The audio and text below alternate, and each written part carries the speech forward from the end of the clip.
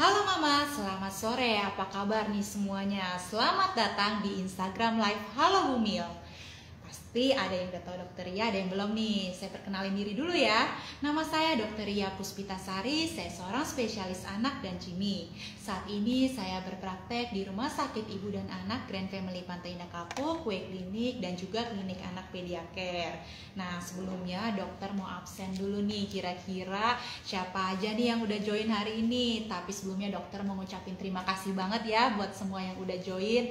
Mungkin di sini ada bumil-bumil yang baru tahu kalau ternyata hamil. Wah, pasti lagi excited banget.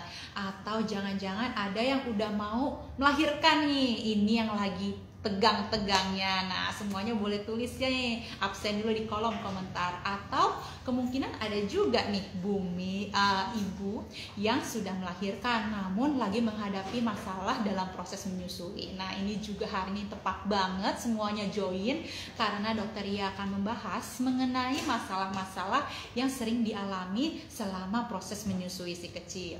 Oleh karena itu, 1 jam ke depan tonton terus ya Instagram Live Halo Bumil bersama Dokter Ria. Langsung aja kita mulai ke permasalahan-permasalahan. Kita masuk ke talking points hari ini. Masalah-masalah yang sering dialami oleh ibu menyusui. Apa aja sih sebenarnya? Nah, salah satu yang pertama adalah tentu saja permasalahan dasar. Yaitu apa? Yaitu perlekatan dan posisi, karena ini merupakan salah satu kunci dari keberhasilan menyusui. Kalau perlekatan dan posisi saja sudah salah, nah baru tuh muncul berbagai macam masalah di belakang ya. Seperti yang mungkin udah pada tahu juga atau yang bahkan yang baru mau belajar, yuk sama-sama kita hari ini bahas ya. Untuk posisi sudah pasti yang pertama ibunya, posisi ibu dulu nih. Ibunya harus rileks ya, ibunya jangan kaku. Kadang-kadang kan abis melahirkan tahu banget rasanya masih nyeri, yang sesar aduh masih nyeri bekas jahitan. Nah, tapi sebisa mungkin ibunya rileks ya, terserah mau posisi seperti apa, boleh senderan ya, boleh sambil tegak seperti ini, tapi tetap harus rileks dan perhatiin kakinya jangan menggantung ya. Usahakan supaya menapak lantai supaya ibunya rileks. Oke. Nah, terus yang kedua, untuk posisi bayi juga perlu diperhatikan seperti ini ya. Ketika menggendong bayi jangan lupa posisi bayi. Nah, ini nih yang sering salah karena sering kalian dilakukan ketika di awal. Bagaimana posisi bayinya menghadap ke atas ya, menghadap ke atas seperti ini, padahal salah. Sebenarnya posisi yang tepat adalah bayi menghadap ke siapa? Ke ibunya tentu saja, karena di situ diperlukan apa? Diperlukan skin to skin kontak. Jadi perut bayi tentu saja nempel sama perut ibu nih, seperti ini. Dada bayi nempel dengan dada ibu. Nah, jangan lupa seperti ini ya. Posisi bayi harus seperti ini, dia tegak lurus ya, telinga, pundak ya, pinggul semuanya tegak lurus. Jangan sekali-sekali bayinya menghadap ke atas, hanya kepalanya saja yang menengok. Coba sekarang mamanya coba kita nengok samping sama-sama, kita udah pasti nelennya susah. Nah, seringkali itu perlekatan yang paling salah. Dan kemudian tadi ketika satu garis lurus, pastikan dagunya nempel ke payudara ibu, mulut bayi terbuka lebar, bibir bayi dobleh ke bawah. Nah, yang sering kali terjadi juga, ibunya ketakutan, anaknya tidak bisa bernapas. Dok, kayaknya anak saya nggak bisa napas deh kalau gini karena hidungnya tertutup. Itu juga mama nggak perlu khawatir, karena kenapa?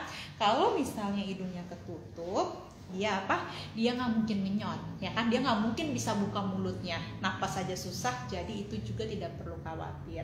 Tangan satunya anak biarkan saja ya ada di sebelah sini atau seperti posisi memeluk ibu. Sebenarnya posisi pada proses menyusui itu ada berbagai cara, namun untuk permulaan sebaiknya kalau ibu yang masih mau belajar, cradle position dulu. Dan ini juga posisi aman dan nyaman untuk bayi ya. Nanti kalau mamanya udah jago, boleh posisi football seperti ini ya, boleh cross cradle, boleh juga posisi lain seperti lay back atau side lying. Tapi nanti kalau mamanya udah jago, nanti seiring dengan si babynya juga jago, si mamanya juga jago, lama-lama segala posisi bisa yang penting bayinya bisa apa? Bisa nyapih ya, seperti itu. Nah, tadi apa tanda-tandanya belum tepat ya kan? Nah, ketika misalnya mama merasakan seperti ini, ketika dia ngenyot, jangan lupa apa yang yang masuk ke dalam mulut bayi itu tidak cuma puting ibunya doang, karena kalau puting ibunya doang nanti akan ada masalah baru, putingnya jadi lecet ya, perlekatan gak tepat, nanti ada akhirnya pengeluaran ASINya tidak maksimal, nanti payudara bengkak dan sebagainya. Jadi mama jangan lupa bahwa yang masuk ke mulut bayi tidak cuma puting ibunya tetapi juga areolanya. Nah, areola ini kalau mama baca atau mama mungkin ketahuin, nggak ada sebenarnya rules yang harus masuk setengah, harus masuk semua atau masuk sedikit, karena apa? Areola setiap ibu ukurannya berbeda-beda ya kan. Ada yang memang ukuran areolanya besar, paling nggak setengah atau sepertiga masuk. Ada yang memang areolanya tidak luas sehingga setengah sudah baik. Jadi seperti itu. Jadi balik lagi ke kondisi payudara dan areola maupun puting masing-masing ibu, itu yang perlu diperhatikan ya. Terus jangan lupa kalau salah satu tanda tidak tepat adalah ketika bayi menyapih atau menyot seperti itu terdapat bunyi-bunyi lain, contohnya gini, berisik ya. Jadi itu juga tanda-tanda dipastikan perlekatannya kurang tepat. Jadi bunyi yang boleh terdengar apa? Bunyi yang boleh terdengar adalah bunyi bayi menelan ASI tersebut. Nah, itu baru dipastikan perlekatannya tepat. Nah, ASI juga tertelan dengan baik ya. Ini posisi yang paling nyaman untuk bayi maupun ibunya seperti ini ya. Ibu juga bisa melihat dan memantau dari sini. Mulut si bayi dapat menatap, sehingga terjalin juga terjalin juga bonding dan attachment antara bayi dengan ibunya. Luar biasa ya kan. Nah, memang seiring proses menyusui mungkin ada permasalahan-permasalahan lain, tapi jangan khawatir, hari ini nanti kita bahas.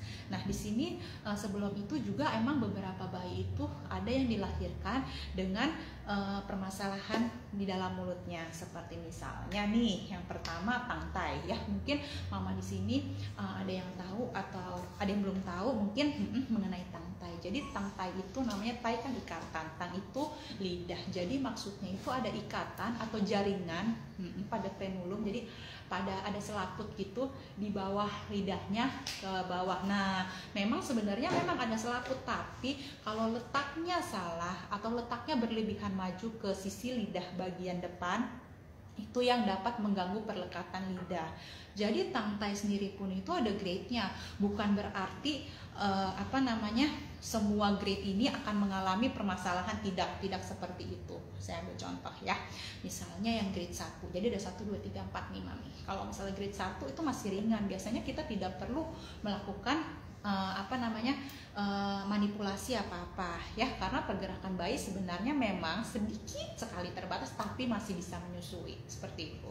Nah, ketebalan sama ketipisan selaput tangtainya ini juga mempengaruhi. Ada yang tipis, saya punya pasien dia tipis banget sampai akhirnya robek sendiri, nggak perlu diapa-apain. Nah, seperti itu.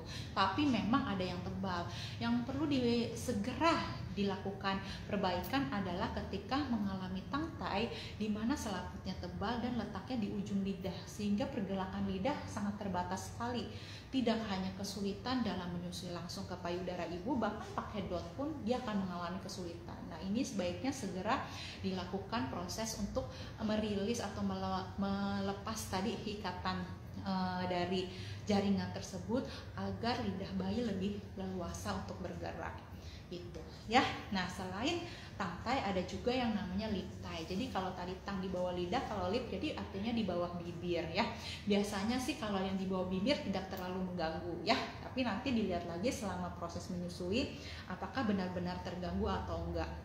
Nah, untuk yang tangtai yang berat memang biasanya ketika lahir dokternya akan segera tahu gitu. Jadi supaya tidak mengganggu proses menyusui ke depannya, langsung dieksekusi nih, dilakukan tindakan.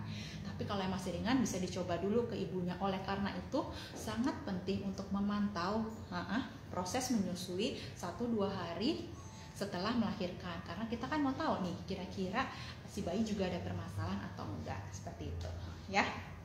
Terus ada lagi permasalahan lain, memang salah satu di kondisi bibir ini contohnya sumbing ya. Sumbing ini sebenarnya salah satu yang sulit untuk melakukan direct breastfeeding atau perlekatan langsung ke payudara ke ibunya untuk proses menyusui, namun bukan tidak bisa, tapi balik lagi ke permasalahan sumbingnya. Ada yang sumbingnya itu cuma di bibir doang, ada yang sumbingnya itu sampai ke langit-langit. Tentunya permasalahan yang sampai ke langit-langit akan lebih sulit dan memerlukan teknik khusus ya. Jadi gitu. Jadi gimana dok kalau aku mau menyusuin tapi bibir anakku sumbing? Memang sumbing itu bisa diperbaiki. Jadi mama jangan khawatir anak itu selamanya akan sumbing, enggak. Tapi memang untuk melakukan proses operasi untuk memperbaiki sumbing tersebut itu ada waktunya. Pasti dokter yang akan melakukan, menunggu berat badan bayinya cukup dan kesehatan dari bayinya. Nah, selama untuk supaya berat badannya cukup, kesehatan bayinya baik, kan tentu saja kita harus memberi nutrisi yang tepat ya kan, yaitu tadi melalui ASI. Jadi gimana caranya ya? Sebenarnya di sini ada berbagai cara. Yang pertama, jika masih memungkinkan DBF ya, ketika proses menyusui gini supaya tidak susah, mama dapat ketika nyusuin memang sedikit lebih repot, saya memahami, tapi boleh ditutup bibirnya supaya apa? Tidak menutup celaknya sehingga kenyotannya lebih sempurna, lebih tertutup, tekanannya lebih maksimal dan tidak ada yang bocor. Nah, seperti itu ya. Dan perlu diperhatikan lagi untuk anak sumbing yang seandainya berhasil, dan perlu diperhatikan lagi bahwa kita membutuhkan apa? Membutuhkan waktu yang jangan terlalu lama untuk proses menyusui. Paling 15-20 menit itu udah cukup. Karena apa? Memang bayinya kan sulit kan untuk mengenyot, tentunya tenaga yang terbuang lebih banyak. Nah, nanti asupan yang masuk lebih banyak kebuangnya untuk tenaga dia mengenyot daripada ke nutrisi ke tubuhnya. Itu juga perlu diperhatikan. Jadi setelah 15-20 menit ketika bayinya sudah mulai keletihan atau misalnya dia sudah menunjukkan tanda-tanda keletihan sebelum itu, stop dulu ya, nanti gampang tinggal lanjut lagi, tapi stop dulu. Nah, ketika stop apa yang dilakukan? Nah, karena sering kali bocor gas masuk, sendawakan dulu ya, sendawakan dulu si baby. Nah, supaya dia pun lebih tenang ya, gasnya pun lebih keluar, sehingga ketika melanjutkan menyusui dia sudah lebih siap. Tidak hanya bayinya, tetapi juga maksudnya tidak hanya bayinya sudah lebih tenaganya sudah balik lagi, energinya, tetapi juga lambungnya karena tadi gasnya sudah keluar, baru lanjut lagi. Seperti itu ya. Buat mama-mama memang posisi juga menentukan, dan jadi salah satu yang bisa dilakukan juga biasanya posisinya jadi apa dok yang paling tepat. Memang bisa setiap ibu bisa berbeda-beda, tetapi salah satunya adalah football. Jadi seperti ini. Kenapa seperti ini lebih nyaman beberapa bayi dengan sumbing? Karena pundaknya dia lebih tinggi ya kan, kepalanya lebih tinggi. Jadi dia lebih nyaman, juga menurunkan resiko apa? Menurunkan resiko aspirasi, terutama yang ada palatum, menurunkan resiko dia tersedak, aliran ASI-nya pun sehingga diusahakan mengalir ke bawah, tidak masuk ke atas atau ke celah-celah palatumnya di mana berhubungan dengan hidung dan kemudian nanti ke telinga, seperti itu. Jadi menurunkan resiko aspirasi juga. Nah, buat yang mengalami kesulitan untuk melakukan secara DBF, mamanya jangan sedih dulu, karena mama juga bisa melakukan pumping, ya kan? Nah, kan ada berapa metode. Jadi pumping itu tujuannya apa? Jadi kan tetap bisa memberikan ASI. Nah, memang untuk cara memberikannya ada dot khusus nih untuk anak sumbing ya. Nanti mama bisa cari dotnya, ada 2 tipe. Satu namanya dia tipenya kaku, yang satu lagi assisted delivery. Maksudnya apa dok? Kalau yang kaku, kalau misalnya kaku biasanya dotnya itu dia keluar itu bukan karena hisapan tapi karena tekanan dari mulut bayinya. Nah, kalau assisted delivery tipe dotnya, nah itu nanti ibunya yang bantu nekan. Seperti itu untuk mengeluarkan buat bayinya yang ternyata walaupun mungkin karena permasalahannya berat sehingga kesulitan tetap menekan. Nah, itu menggunakan yang tipenya assisted delivery. Tapi bukan berarti tidak bisa untuk diberikan ASI untuk si kecil. ISSR apa itu? Yang pertama enlarge ya. Jadi memang lubang dotnya harus lebih besar supaya alirannya yang keluar lebih banyak, karena kalau kecil dia susah. Ya, yang kedua itu stimulate. Jadi stimulasi nih supaya bibirnya bayi mangap. Gimana? Karena dia nyedot susah, kita boleh kenain dotnya di awal ke bibir bawah bayi. ya. Yang ketiga swallow, jangan khawatir permasalahan menelan ya, karena bayi walaupun dia memiliki sumbing tapi bukan berarti dia proses menelannya juga terganggu, jadi biarkan dia menelan secara normal ya. Baru yang terakhir rest ya, jadi maksudnya apa tadi, beri waktu bayi untuk istirahat, untuk mengembalikan energinya, karena memang bayi dengan sumbing itu memiliki kemampuan yang menyusui yang lebih sulit sehingga memerlukan energi yang lebih besar. Jadi istirahatkan dia sebentar baru nanti lanjut menyusui lagi. Oke, ya semoga berhasil, tapi mama jangan khawatir karena sekarang udah canggih banget, sumbing bisa diatasin. Nanti anak mama kembali lagi fungsinya untuk daerah mulutnya dengan baik. Oke, kita lanjut ya.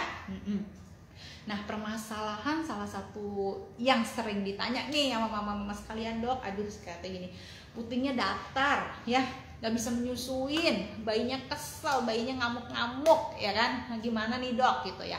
Memang puting datar ataupun puting masuk ke dalam tentu aja akan membuat bayinya kesulitan ya kan untuk mengenyot, karena gimana pun juga dia kan membutuhkan seperti apa namanya seperti semacam, maksudnya kayak ibaratnya kayak dot lah kita bilang gitu, untuk dimasukkan untuk dikenyot. Tapi tadi yang perlu diingat bahwa yang masuk itu kan bukan cuma nipelnya doang, areolanya juga masuk. Nah, jadi kalau memang perlekatannya tepat bisa. Nah, tapi supaya bayinya tidak mengalami kesulitan, gimana caranya? Makanya inilah perlunya persiapan sebelum melahirkan, ya kan? Perlunya persiapan. Jadi buat mama-mama yang merasa puting datar itu jadi dia maksudnya nipelnya itu flat ya, jadi rata dibanding area sekitar itu dia rata gitu, atau cenderung justru masuk ke dalam ya. Jadi inilah perlunya persiapan untuk menyusui, karena supaya permasalahan-permasalahan gini tidak langsung dilatasi waktu udah lahirkan. Nanti mamanya udah keburu stres, sakit melahirkan, menghadapi apa namanya nipelnya inverted atau nipelnya flat, makin pusing lagi, makin stres lagi, akhirnya asinya makin nggak kuat ya. Jadi gimana dok? Nah, jangan khawatir, memang ada berbagai cara ya. Salah satunya pertama misalnya mama boleh menstimulasi ya kan. Menstimulasinya gimana? Pertama dengan cara melakukan pijat laktasi, itu juga bisa ya. Atau enggak ketika menyusui mama bisa nih buat tangan seperti huruf C kebalik ini, kata orang kayak megang sandwich kayak gini ya. Jadi diletakkan di sini untuk supaya bisa mendorong seperti itu ketika akan mulai menyusui. Atau juga bisa teknik V nih kayak gini ya. Nah, ditekan dulu sehingga ketika menyusui nipelnya lebih menonjol ya kan. Pasti mamanya paham nih kayak gini ya, putingnya lebih menonjol. Atau boleh juga mama pompa dulu sebentar, karena tekanan atau tarikan dari pompa itu juga bisa akan membuat nipelnya menonjol. Nah, buat yang mau persiapan ataupun 2 minggu setelah melahirkan, mama dapat melakukan namanya reverse pressure softening. Itu gimana caranya? Jadi sebenarnya gini, jadi mama nih menggunakan jari mama, sangat simpel, tidak perlu alat-alat ya. 3 jari mama, dimana tekanan paling kencang ini dilakukan di jari tengah sini, mohon maaf. Jadi mama melakukan tekanan gini, bukan di nipelnya pas, tapi di sekitarnya.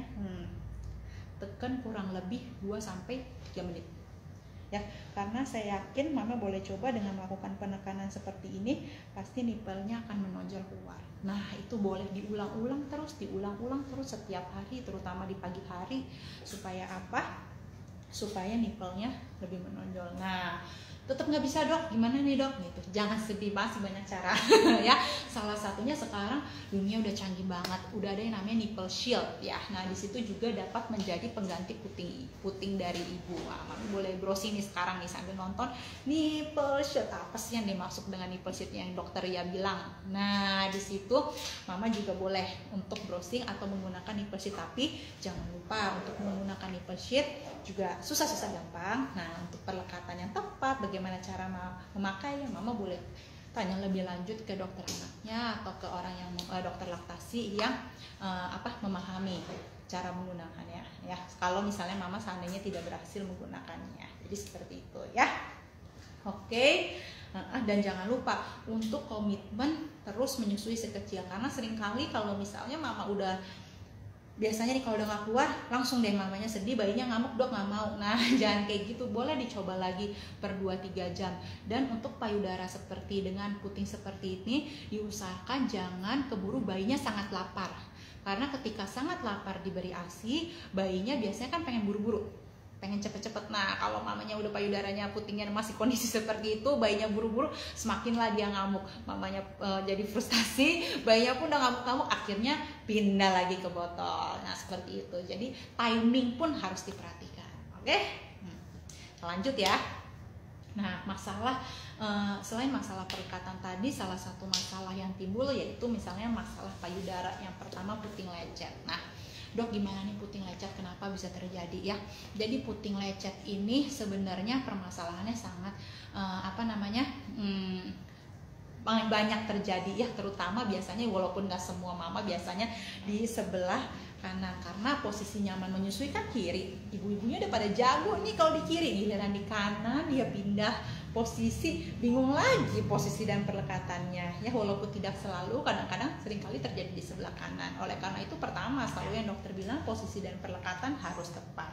Nah karena kenapa bisa lecet, salah satu yang terjadi tadi yang dokter bilang masuknya hanya putingnya doang ya, jadi areola tidak ikut masuk. Nah jadi itu seringkali yang menyebabkan lecet pada nipel ibu.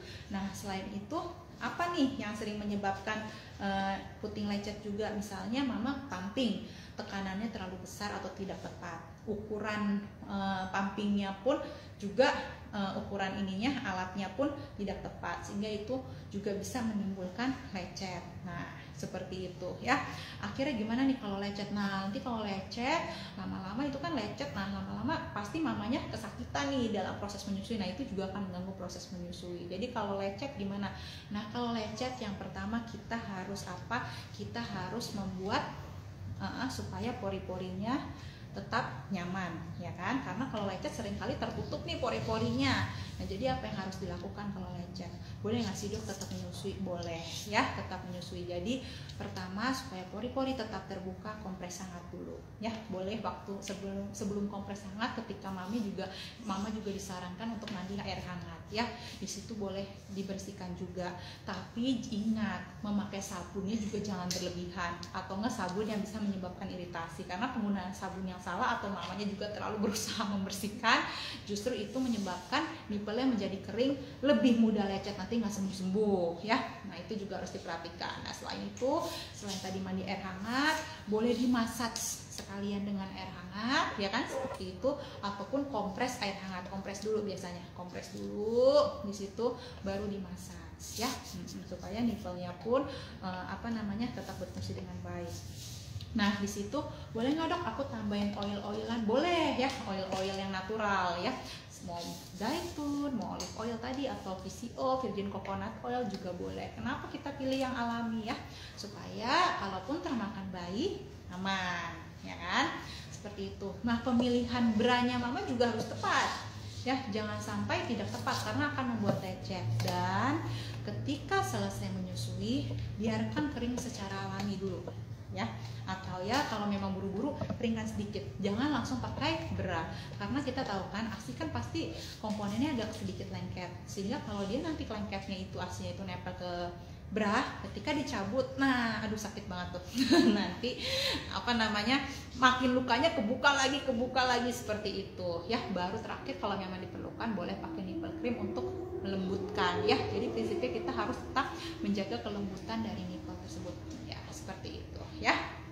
Lalu puting tenggelam, masalah payudara tadi kita udah bahas di puting datar ya, sebenarnya kurang lebih sama. Lalu untuk payudara bengkak, nah payudara bengkak ini sering terjadi ya. Jadi gimana dok, kenapa bisa payudara bengkak? Sudah pasti kenapa bisa terjadi payudara bengkak, karena sudah pasti pengosongan tidak optimal sehingga payudaranya bengkak tadi. Nah pengosongan tidak optimal itu tadi terjadinya berbagai macam. Yang pertama tadi kan misalnya ada sumbatan di nipelnya sehingga susah keluar, akhirnya jadi bengkak. Aliran ASI tidak lancar ya kan, sudah pasti jadi bengkak, rasanya bergenjol-genjol, payudara besar, mamanya sampai meriang. Nah seperti itu karena tadi pengosongan yang tidak sempurna. Oleh karena itu selalu saya katakan pengosongan payudara itu harus optimal ya. Pengosongan paling baik itu dilakukan oleh siapa? Bukan pumping. Pengosongan paling baik dilakukan oleh si baby ya. Jadi kalau misalnya ada sumbatan ya, mama boleh nih, apa yang harus dilakukan? Boleh ambil gelas, isi air hangat, boleh sedikit taburin air garam, itu rahasia. Ini salah satu tips maksudnya. Lalu nah di situ masukkan ke payudara, kompres sebentar, bukan kompres, jadi masukkan, rendam sebentar, kurang lebih 5 menit lah, 5-10 menit. Dah di situ dapat memperlancar aliran ASI lagi. Baru dimassage ya. Setelah itu dikeluarkan. Nah, sebelum disusuin oleh babynya, keluarkan dulu, olesin dulu ke nipple dan areolanya, baru didekatkan ke si baby ya. Mungkin ada yang sekali langsung bisa keluar semua, ada yang perlu berkali-kali. Tapi intinya kalau perlu berkali-kali kan intinya satu tadi, komitmen ya. Memang waktunya bayi menyusui, memang waktunya per 2-3 jam menyusui, lakukan, jangan nunggu 4 jam atau 5 jam ya. Pengosongan juga harus bagus, karena apa? Kalau nggak tadi tersumbat di dalam ya. Dan nanti akhirnya apa, kalau pengosongan tidak optimal, akhirnya ASI-nya akan semakin turun, seperti yang dokter ya bilang dulu. Kalau misalnya kita dihasilin nih ASI oleh tubuh kita 100, pengosongannya, pengeluaran ASI hanya dilakukan 80 cc. Nah, tubuh kita kayak ngasih tanda nih, ngasih sign, oh kebutuhan ASI-nya cuma 80. Nah, nanti lama-lama ASI-nya pun bisa turun jumlahnya. Oke, jadi jangan lupa ya untuk melakukan pengosongan dengan optimal. Nah, saluran ASI tersumbat tadi sama ya, saluran ASI tersumbat tentu saja harus diatasi tadi ya, untuk dilancarkan kembali dengan cara-cara tadi yang bisa, itu tadi rendam air panas atau kompres air hangat tadi, seperti itu ya. Selanjutnya milk blister, iya nih, luka lepuh ya, lecet pada puting itu juga tadi, itu karena kadang-kadang justru bisa juga karena ASI yang terlalu deras. Nah, ASI yang terlalu deras sehingga menimbulkan milk blister itu juga bisa, atau dari sumbernya tadi dari luka juga bisa. Jadi yang tadi posisi, balik lagi dokter ya selalu bilang posisi perlekatan oke, kalaupun pumping dengan ukuran dan tekanan yang oke, semoga jadi semuanya lancar, permasalahan-permasalahan ini dapat diatasi dengan baik. Nanti kita bahas lagi mungkin di pertanyaan ya. Selanjutnya masalah supply. Nah, ini dia nih, ASI belum keluar gimana dok? Nah, ini biasanya permasalahan yang dialami oleh ibu-ibu yang baru melahirkan ya. Mama jangan sedih ya, nggak cuma mama doang sendirian yang menghadapi, semua mama-mama juga rata-rata seperti itu. Memang ASI yang keluar pertama itu namanya kolostrum ya. Beberapa saat setelah melahirkan setiap ibu bisa berbeda, tapi warnanya kuning kemasan itu kolostrum. Abis itu dok nggak keluar lagi ya dok ASI saya? Nah, biasanya itu yang jadi sering pertanyaan. Memang setiap ibu-ibu bisa berbeda, tapi justru rata-rata ASI itu mulai keluar di hari ketiga dan 4. Memang bukan hari pertama dan kedua, kecuali apa, misalnya mamanya ini udah anak keberapa ya, anak kedua, anak ketiga mungkin sudah lebih lancar karena dulu sudah pernah terangsang. Tapi memang setiap ibu memang berbeda, tapi justru rata-rata begitu, nggak langsung keluar. Jadi mama nggak perlu khawatir, karena semakin mama khawatir pasti ASI-nya semakin tidak keluar ya. Mama tetap rileks, istirahat tetap, tapi bukan berarti santai-santaian nggak menyusui, nggak boleh gitu ya. Jadi tetap menyusuin 2-3 jam, iya nggak keluar atau keluarnya sangat minimal, nggak apa-apa, nggak usah khawatir. Lambung bayi itu untuk 1 minggu pertama, 5 hari pertama maksudnya, itu ukurannya masih sekecil buah ceri. Buah ceri itu kurang lebih 5 cc, jadi kebutuhannya pun sangat minimal. Jadi mama nggak perlu khawatir ya. Seperti itu. Terus ada yang mama-mama kebingungan, ASI-nya nggak keluar dok, sampai stres. Ada justru yang permasalahan lain, kelebihan ASI atau oversupply ASI harus bagaimana. Nah, oversupply ASI ini bukan penanda yang berarti bagus gitu, aku bisa nabung bangga gitu, taruh di kulkas ASI-nya banyak banget. Nah itu juga harus diperhatikan. Karena kenapa? Karena seringkali oversupply ini formilknya yang jauh lebih banyak dibanding himilknya munculnya belakangan sekali, beberapa saat setelah nyusuin. Akhirnya apa? Bayinya minumnya formil terus, akhirnya apa? Akhirnya berat badannya nggak naik. Nah, jadi bukan berarti kalau ASI-nya banyak terus bayinya berat badannya jadi naik, enggak, belum tentu, karena justru yang kemakan keminum formilnya doang. Nah itu juga harus diwaspadain seperti itu ya. Jadi kalau misalnya udah oversupply harus bagaimana? Nah kalau misalnya dia oversupply, yang paling penting apa? Yang paling penting tadi ya, pastikan dulu mungkin apakah komposisi formil dan hemilknya ini udah sesuai seperti itu ya. Untuk yang oversupply juga biasanya perlu diperhatikan apa tadi, formil dan hemilknya harus sesuai, dan pastikan kenaikan dari berat badan si bayi. Nah salah satu tips yang bisa dilakukan adalah 1-2 menit pertama buang dulu, maksudnya bukan buang, pompa dulu ASI-nya, jangan langsung diberi ke bayi, sehingga ketika bayi nyusuin ke payudara dia lebih dekat ke hindok gitu ya. Itu salah satu tips. Oke. Dan selanjutnya kapan harus ke dokter?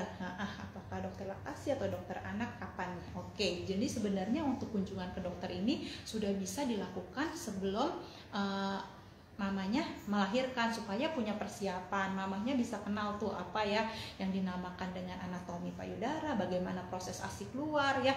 Mungkin belajar dulu posisi, namanya kontak laktasi ya.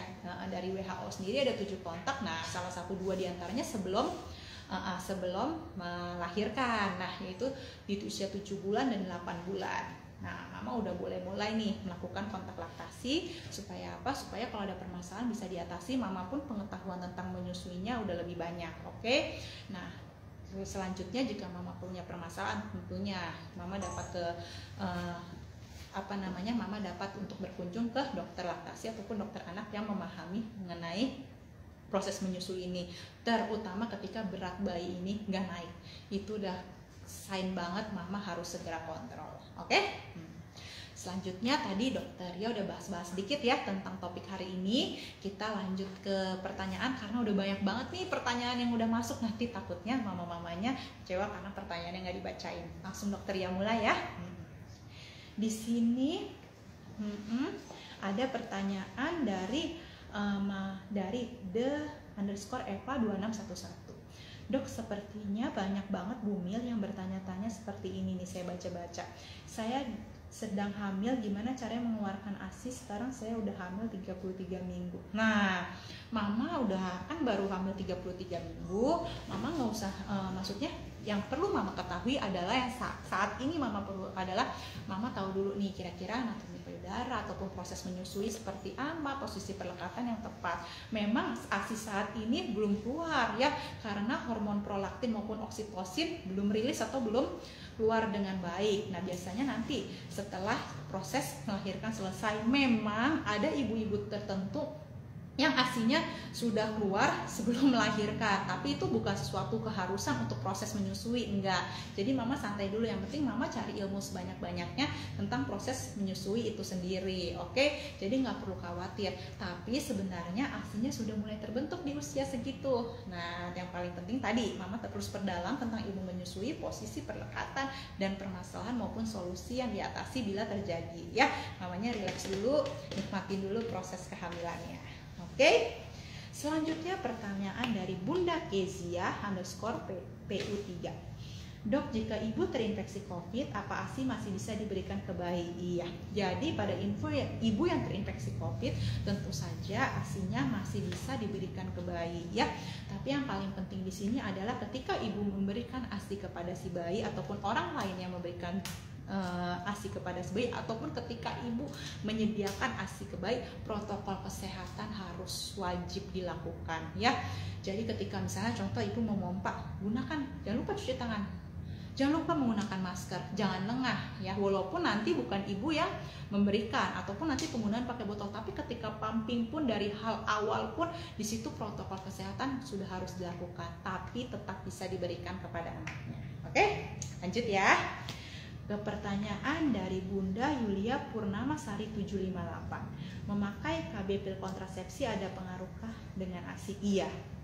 Jadi pil kontrasepsi itu kan sebenarnya hormon ya, tentu saja bisa memberikan pengaruh ke ASI karena tentu saja akan merubah hormon dari ibu tersebut. Nah, tapi balik lagi ke setiap ibu pun reaksi dari pil itu bisa berbeda-beda. Contoh ya kan, ada yang minum pil kontrasepsi dia jadi jerawatan, yang satu enggak tuh biasa-biasa aja.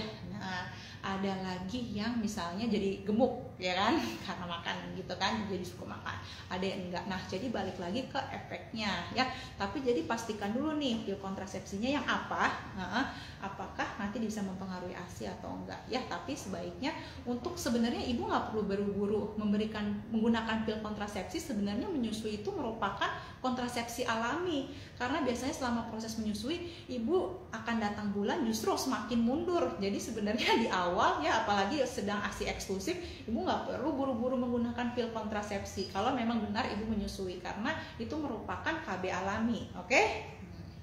Selanjutnya pertanyaan dari Bunda Hidayatul _Koiriah.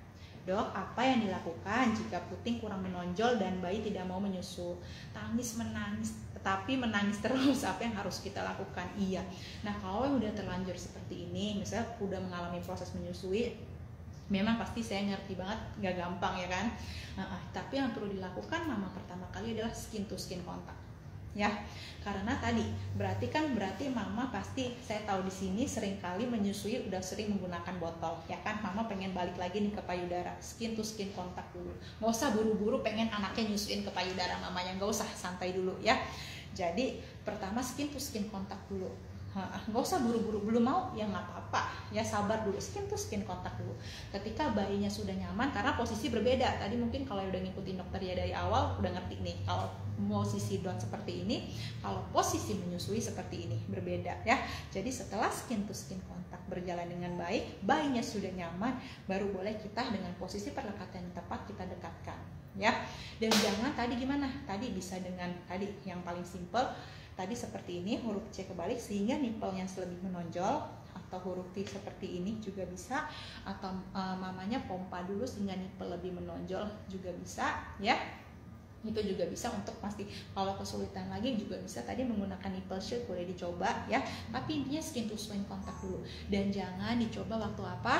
Waktu bayinya lagi lapar banget nih, makanya diceritanya udah nangis berat. Iya, jadi dicoba dulu ketika bayinya kayak gini, kayaknya bentar lagi waktunya nyusui nih, coba gitu. Oh belum mau, ya udah nggak apa-apa, coba lagi 15 menit lagi. Nah karena kalau udah keburu lapar baru didekatkan, dijamin bayinya ngamuk ya gitu ya. Oke, semoga jawabannya membantu. Kita lanjut ya mama ya. Dari Mama Wida Oktobriani.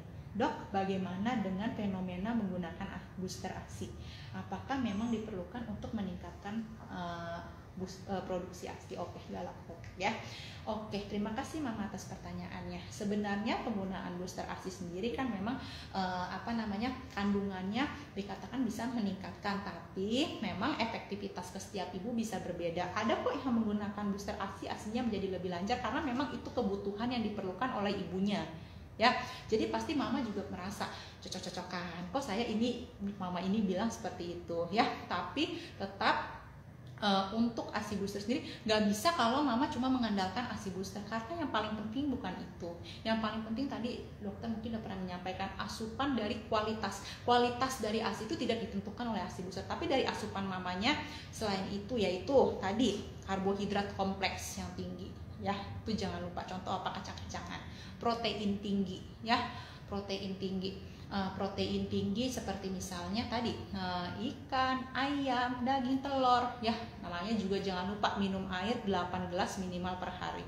Vitamin dan mineral juga harus terpenuhi. Nah, didampingi dengan ASI booster boleh-boleh saja. Tapi efektivitas setiap ibu bisa berbeda, tapi kualitas ASI paling penting itu tetap tadi yang dokter bilang, karbohidrat kompleks tinggi, airnya juga jangan lupa ya, terus sama protein tinggi. Itu yang menentukan kualitas ASI. Kualitas ASI dapat kita lihat dari mana tadi? For milk, in milk ya. Itu juga harus sesuai untuk meningkatkan berat badan bayinya. Jadi kalau mamanya makannya nggak bagus, minum ASI booster ya berat bayinya nanti nggak akan naik-naik ya. Karena tidak hanya kita mementingkan ASINya banyak, tapi kualitas ASI harus terjaga. Banyak kok yang terjadi ASINya banyak tapi berat badannya nggak naik. Nah, jangan-jangan kualitas ASINya bermasalah. Oke, semoga jawabannya membantu. Kita lanjut ya ke pertanyaan berikutnya. Dari Mama Ayu Ayu. Dok, setelah Asia ada menyarankan minum obat Cina. Katanya ada yang bilang itu menghambat ASI, bener nggak dok? Iya. Nah, obat Cina ini sangat bervariasi. Itu yang kita sebagai dokter nggak tahu nih komponen isinya apa ya. Jadi kalau untuk menghambat ASI atau tidak, dokternya nggak bisa dipastikan karena memang apakah ASInya memang nggak keluar karena belum memang waktunya keluar, ataunya kurang stimulasi, kurangnya pelekatan dan posisi, atau memang karena obat. Karena sejujurnya dokternya nggak tahu nih ASI obat Cina yang diminum apa dan kandungannya apa. Oke, lanjut ya. Bunda Sodianti 123, dok izin bertanya, anak saya bintik hitam di lidahnya ketika masih kecil, tapi sudah 9 tahun ternyata bertambah bintik kecil hitamnya itu dok, apakah berbahaya atau jawabannya dok? Oke, terima kasih. Jadi maksudnya di sini ada bintik hitam di lidah ya, udah 9 tahun dan bertambah. Iya, jadi memang kadang-kadang ada namanya kayak kita, maksudnya seperti contoh ya, maksudnya ada tai lalat kan, nah seperti itu. Nah di dalam lidah pun juga bisa ada pigmen seperti itu ya, pigmen hitam seperti ada pigmen sehingga menimbulkan ada bintik hitam di dalam lidah. Nah kita juga misalnya waktu bayi, kok kita nggak ada tai lalat di sini, sekarang kok bisa ada di sini. Nah maksudnya tuh jadi seperti itu, dan itu proses selama tidak ada mengganggu, tidak ada gejala lain, tidak apa-apa, tidak berbahaya. Oke, lanjut ya. Pertanyaan dari Mama Yani Indah. Tiba-tiba anakku pas mau nyusu rewel menangis, dikasih puting gak mau, nenek malah tambah nangis, tapi kadang mau kalau udah ngantuk banget. Jadi nyusunya bentar langsung tidur. Udah berlangsung 4 hari, alhamdulillah, karena mau nenek lagi. Pertanyaan kemarin kok bisa begitu dok? Apa yang harus dilakukan? Terima kasih dokter cantik. Wah, terima kasih nih Mami ya. Jadi memang anak rewel itu kan berbagai macam penyebabnya ya, tidak harus karena proses menyusui atau karena yang lain. Yang mama nggak sebutkan adalah usia bayinya. Beberapa bayi karena di usia menjelang 3 bulan ke atas dia lagi suka-sukanya eksplorasi ya, lagi suka-sukanya eksplorasi dalam arti dia penglihatan lebih jelas, pendengaran lebih jelas, mulai bisa ngamatin hal satu-satu, ngeliat lampu seneng. Akhirnya apa? Akhirnya kalau ketika dia sedang bangun ya kan, itu mengganggu proses menyusui karena lagi enjoy banget bereksplorasi dengan segala sesuatu yang baru. Lagi nyusui nih, tiba-tiba ayahnya yang biasa ngajak main datang, berhenti dulu nyusuin, yang ngeliatin dulu bapaknya, baru lanjut lagi. Nah ada lagi yang tipenya denger suara-suara, ada suara TV nih, nengok dulu baru lanjut lagi menyusui. Nah yang kayak gitu-gitu seringkali mengganggu proses nyusui. Makanya ketika ngantuk dia baru mau menyusui kembali ya kan, ketika ngantuk dia baru mau menyusui kembali. Karena di situ kan dia tidak terlalu sadar ya, dan pandangan terus gini, kalau kita menyusui apalagi DBF kan pandangan ke ibunya doang. Nah kadang-kadang buat dia lagi nggak menarik nih, karena tadi aku bilang lagi suka eksplorasi ya. Tapi biasanya ketika dia udah bereksplorasi, udah seru, nanti lama-lama dia kangen lagi, pasti nyusu balik, seperti yang terjadi pada anak mama. Oke? Iya. Pertanyaan dari Mama NOOP 2411. Dok, di usia hamil 24 minggu puting susu saya sering sakit kayak bengkak, harus diurut kah dok? Oke, iya, sebenarnya ini merupakan salah satu dari manajemen laktasi. Artinya apa? Memang hal itu bisa terjadi karena tadi ya, memang hormon kan sudah berubah ya, pasti areola pun menghitam, puting membesar, itu merupakan proses alami. Udah pasti puting mama nih yang tadinya misalnya ukurannya nggak segitu, karena pengaruh hormon membesar, meregang, pasti rasanya berbeda, kadang cenut-cenut. Iya, jadi memang nggak usah diapa-apain, itu adalah proses alami ya. Kalau mama kesakitan banget, nah boleh dikompres-kompres sedikit, kompres hangat, tapi sebenarnya tidak perlu dipijat-pijat ya. Nah, biarkan saja, itu merupakan proses alami natural yang mama alami. Oke, lanjut ya. Pertanyaan dari Bunda Cynthia Kusumawati. Bagaimana cara menyusui bayi kembar dok? Wah seru banget nih, selamat ya mama punya bayi kembar. Nah, senengnya juga double, pasti repotnya juga double ya. Iya. Jadi untuk bayi kembar ini sebenarnya ada berbagai cara untuk proses menyusui ya. Salah satu yang sering dilakukan adalah dengan lakukan football. Jadi kiri kanan nih seperti ini. Sayang boneka dokter cuma satu ya, tapi intinya seperti ini. Nah, mama boleh nih dibantu bantang deh proses gini. Mama juga lebih mudah untuk melakukan, karena apa? karena tadi lebih gampang untuk mengarahkan kepalanya. Mama lebih santai, nah kiri kanan bisa. Biasanya sih itu yang sering dilakukan. Tapi yang nggak harus selalu mama harus, bukan berarti bayi kembar berarti nyusuinnya harus berbarengan juga waktunya, yang nggak seperti itu ya. Jadi bisa misalnya untuk bayi yang pertama mama menggunakan payudara yang kiri, ya kan? Kan payudara pada saat menyusui selalu disarankan jangan berganti-ganti, ya kan? Harus 1 sampai tuntas, karena hindmilknya tadi urusannya sama hindmilk muncul di belakang 15-20 menit, 10 sampai 15 menit setelah menyusui setiap ibu bisa berbeda, ya. Nah seperti ini. Nah nanti ketika anak satunya udah kelar, yang satunya lagi bisa menggunakan payudara satunya. Nah namun ketika keduanya meminta berbarengan, tadi yang dokter ya jelaskan, bisa menggunakan style football seperti ini sehingga keduanya dapat. Oke? Sukses ya mama menyusuinya. Lanjut ya, pertanyaan dari Mama Nisa, Moms Farid. Apa iya ASI yang menempel di pipi bayi akan menyebabkan ruam? Iya, jadi memang ya ASI yang seringkali menempel di sekitar mulut bayi ini sering membuat area sini menjadi kering ya, sehingga ketika kering akhirnya membuat apa? Membuat iritasi. Tidak hanya di daerah sini, kadang-kadang netes juga bisa. Ada bayi kan memang bayi ini kulitnya masih sangat sensitif ya, apalagi di daerah kulit wajah gini kan kulit lebih tipis dibanding area tubuh lainnya, sehingga dia seringkali bisa menyebabkan iritasi. Jadi kadang-kadang cuma yang dipikirkan mamanya alergi belum tentu ya, tapi memang karena dia masih sensitif sehingga membuat kering sehingga mudah terjadi iritasi, itu aja. Jadi setelah menyusui sebaiknya memang dibersihkan, jangan dibersihkannya digosok ya, salah, nanti makin kekikis kulitnya, skin barriernya nanti makin hilang. Tepuk aja ringan. Oke? Sip. Boleh lanjut Mama? Yuk. Dari Mama Pujiwia 12. Perlu nggak sih bantal menyusui dok? Gimana cara menyusui yang benar dengan menggunakan bantal menyusui? Iya. Jadi perlu nggak perlunya balik lagi sebenarnya ke mamanya ya, karena kenyamanan mama itu nomor 1 ya, salah satu kunci dari proses menyusui ya. Karena kalau nggak nyaman nanti maminya nggak rileks, megangnya kaku, bayi pun bisa merasakan mamanya kaku. Aduh nih mama aku gendongnya kaku banget sih gitu kan. Bayi itu bisa merasakan hal sedetail itu gitu. Jadi yang paling penting tadi bantal menyusui tujuannya apa? Membuat kenyamanan bukan hanya untuk bayinya tapi ke mamanya juga. Oh lebih enak, karena kan kita pegel kan kalau gendong 2 misalnya gini, pegang 1 gendong. Nah kalau ada bantal di sini kan kita kadang bisa melepas ya, bayi lebih rileks, mamanya pun lebih rileks gitu.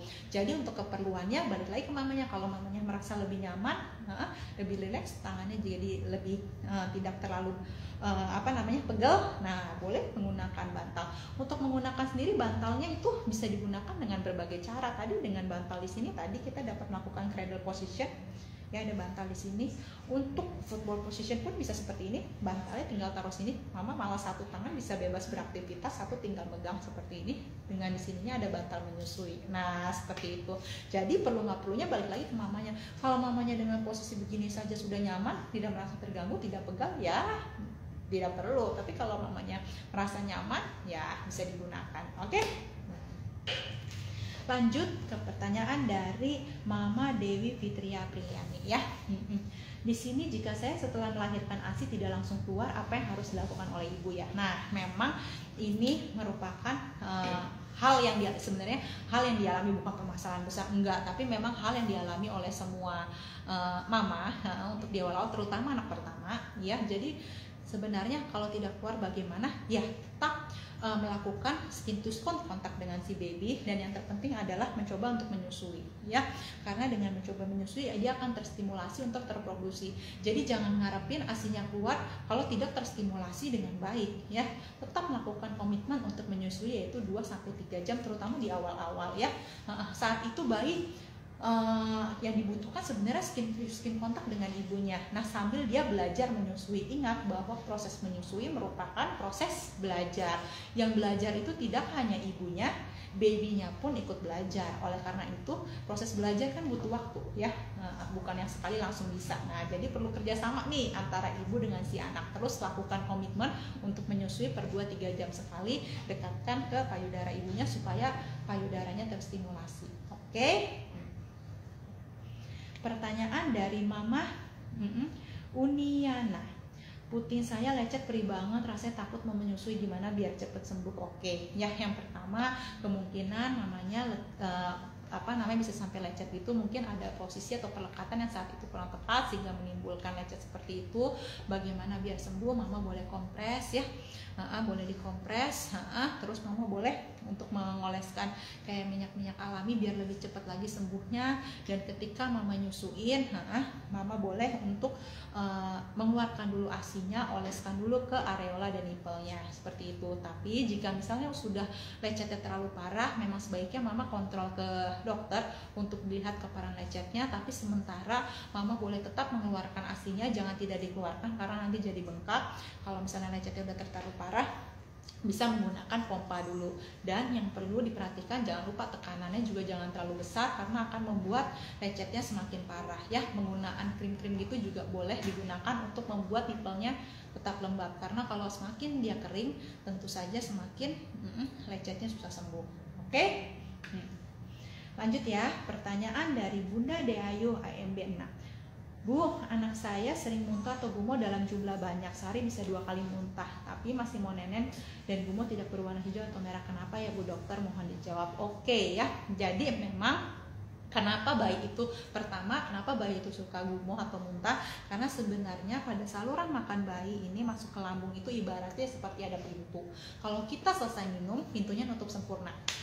Tapi ketika bayi, pintunya masih goyang-goyang, jadi dia gampang sekali naik. Oleh karena itu, posisi setelah menyusui itu sangat penting ya, jangan lupa untuk posisi dengan kepala lebih tinggi ya, seperti ini. Posisi setelah menyusui bisa seperti ini ya, nah bisa seperti ini ya, tidak harus selalu seperti ini ya, ini juga boleh. Tapi intinya adalah bagaimanapun posisinya tadi, kepala harus lebih tinggi seperti itu. Kurang lebih berapa ya, 10-15 menit. Nggak setiap bayi itu harus sendawa, itu mitos ya. Selesai menyusui harus burp semua, enggak ya. Kadang-kadang nggak burp bukan berarti dia belum sendawa ya, tapi tadi yang penting posisikan kepala lebih tinggi. Nah, untuk menghindari gumoh dan muntah, ibu juga harus perhatikan kalau misalnya gumoh, untuk metes, kalau muntah kan dia volumenya lebih banyak. Nah, kalau muntah seringkali bisa juga terjadi setelah proses menyusui, langsung ditaruh bayinya di ranjang, dia aktivitas hebat nih, goyang kiri, goyang kanan. Nah, itu juga bisa memicu muntah. Atau selain itu baru overfeeding yang terakhir ya. Overfeeding itu jadi bayinya terlalu banyak asupan asinya. Nah, tapi untuk itu jika gumoh dan muntah berlebih mempengaruhi berat badan, ibu harus segera datang ke dokter ya untuk diperiksa apakah mengganggu pertumbuhan. Tapi selama tidak mengganggu pertumbuhan, itu adalah proses yang normal. Oke? Lanjut ya. Pertanyaan dari Mama Aldista 14. Apakah lahiran SC berpengaruh pada keluarnya ASI? Karena saya lahiran SC dan ASI mampet. Sebenarnya tidak hanya SC ya, tapi memang lahiran normal pun ada aja yang mengalami seperti itu. Tapi tadi balik lagi ke komitmen ibunya dalam proses menyusui, dan setiap ibu itu memang berbeda-beda. Karena apa? Jumlah kelenjar ASI setiap ibu pun berbeda-beda. Jadi ada yang jadi bukan ditentukan oleh besar kecilnya payudara, tapi jumlah dari memang kelenjar ASI. Tapi bukan berarti tidak semuanya kalau kelenjar ASI sedikit tidak bisa menyusui, tidak seperti itu. Tapi yang perlu apa tadi? Stimulasi dan perangsangan dari bayinya sendiri ke payudara ibunya. Nah, juga setelah SC seringkali sakit kan, bekas sesar. Nah, kalau seringkali bekas sesar, ibunya susah bergerak nih, ya kan? Lebih terbatas gerakannya. Belum dirasa sakitnya itu kepikiran nih, aduh mau gerak aja sakit, gimana mau nyusuin. Nah, ibunya biasanya jadinya semakin stres, semakin frustasi, jadi asinya semakin nggak keluar ya. Makanya bapaknya suruh bantuin ya, bapaknya bantuin untuk membantu ibunya, suruh pijetin ya, supaya ibunya rileks. Karena seringkali yang terjadi karena ibunya udah merasa sendirian, sesarnya kesakitan, asinya jadi nggak keluar seperti itu ya. Kita lanjut ya ke Mama Rini Dwi Amalia. Dok, saya baru 10 hari, ASI saya tiap pumping paling banyak 40 ml dari 2 payudara, normal nggak? Oke. Jadi yang perlu sebenarnya saya tahu di sini adalah mami pumping ini setiap berapa jam, ya kan? Kalau mami masih setiap 1-2 jam sekali mami pumping keluarnya segini, masih bisa ya, seperti itu. Nah, untuk itu harus rutin nih, benar-benar pumpingnya. Untuk di awal ini mami bisa sampai sehari itu bisa sampai 10 kali pumping. Nah, di malam hari pun sebenarnya idealnya seperti itu.